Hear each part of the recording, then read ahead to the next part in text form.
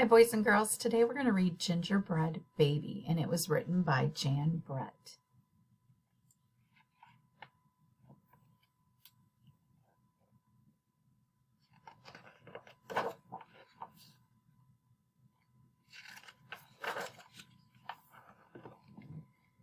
It was cold outside. It was warm inside. A fine day for gingerbread, Maddie thought. Maddie's mother put the big blue bowl on the table, and in the stove Maddie took down a worn-looking cookbook with old-fashioned writing on the cover. He opened it up to the page that said, Gingerbread Boy.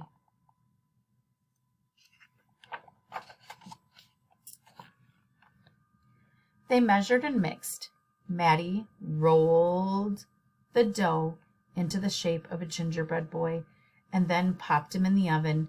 Bake a full 8 minutes, no more, no less. Do not peek, the recipe read. Maddie listened to the clock. Tick, tock, tick. 1 minute, 2 minutes, 3, 4, 5. Maddie couldn't wait any longer. He opened the oven door to take a peek. Instead of a gingerbread boy, out jumped a gingerbread baby. He pranced around the big blue bowl. I am the gingerbread baby, fresh from the pan. If you want me, catch me if you can.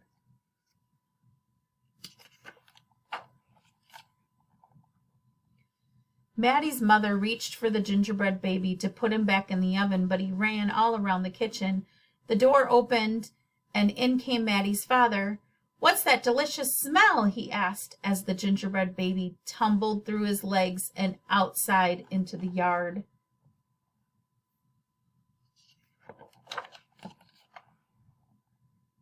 He ran by the tabby cat. She twitched her tail and sprang at him.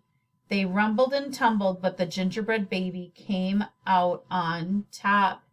He ran toward the garden wall. The dog caught a whiff of the tasty ginger and smelled and sniffed along behind him, but the gingerbread baby was halfway up when the dog caught up.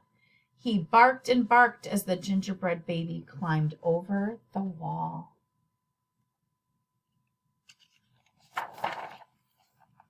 Maddie was still inside. He heard his mother and father yelling. He heard a cat meowing and a dog barking, and he heard the gingerbread baby shouting, Catch me if you can.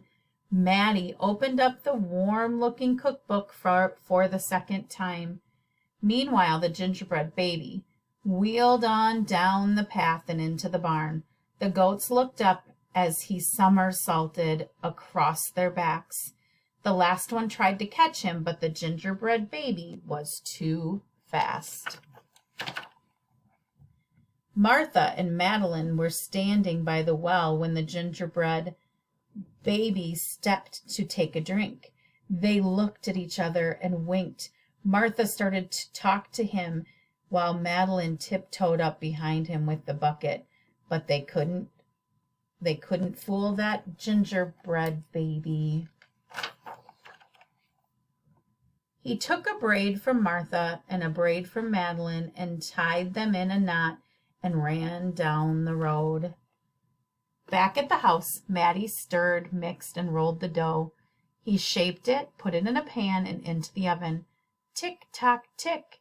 8 long minutes. This time he didn't peek. I will catch him if I can, Maddie said to himself.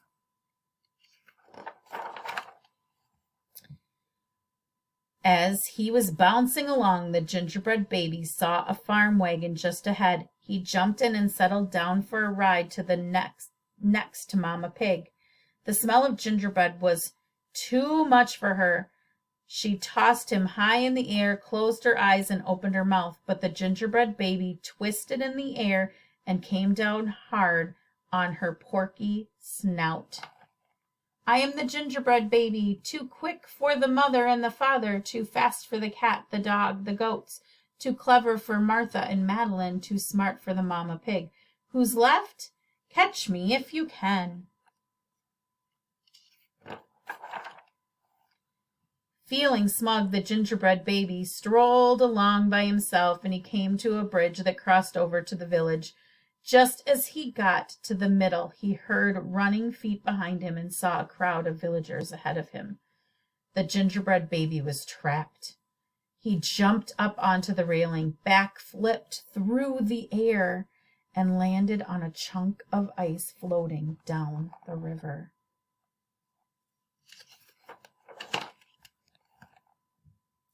The ice bobbed along with the gingerbread baby, dancing on top and singing in a loud voice, "Look at me! And what do you see? The best gingerbread baby ever!"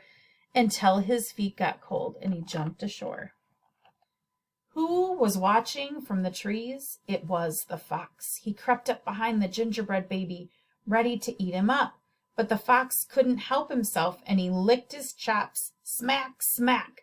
The gingerbread baby heard him and ran as fast as he could.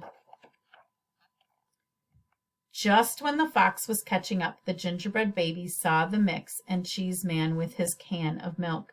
The perfect hiding place, he thought. He lifted the lid and lowered himself inside.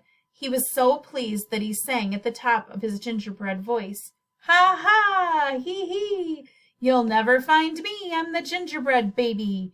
Catch me if you can." The milk and cheese man heard the gingerbread baby's voice. "Who is meddling with my milk?" he shouted and lifted the lid. But the gingerbread baby was ready. He jumped up and tweaked his nose. Now the milk and cheese man, the fox, the villagers, the mama pig, Martha and Madeline, the bleating goats, the barking dog, the meowing cat, the father and the mother were all after the gingerbread baby and getting closer, and he knew it. The brash baby was not as peppy and proud as he had been. He sniffed a familiar smell and followed his nose into the woods. He couldn't believe what he saw. There in the middle of a clearing was a gingerbread house, frosted with sugar, covered with candy, and doors with peppermint handles wide open. The gingerbread baby clapped his hands with glee and ran inside. Look at that. And look at this. Who left it there?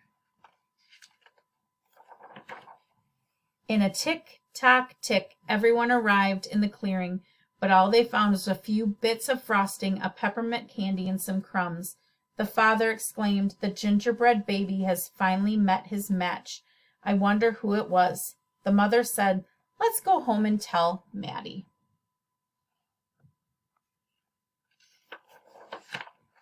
"Hello, Maddie," his father said when they got home. "We never did catch that gingerbread baby. All we found were some crumbs in the snow. I see you have been busy," his mother said, looking at the gingerbread house Maddie was holding. "Too bad we never caught the gingerbread baby. Too bad," said Maddie.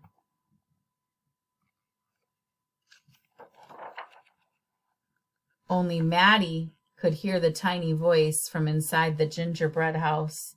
Here's the gingerbread house. I'm going to open it up. Who's in there? And it says, "I'm the gingerbread baby, lucky as can be to be living in the house that Maddie made for me." Look at that great house. That is the end. I hope you enjoyed the gingerbread baby.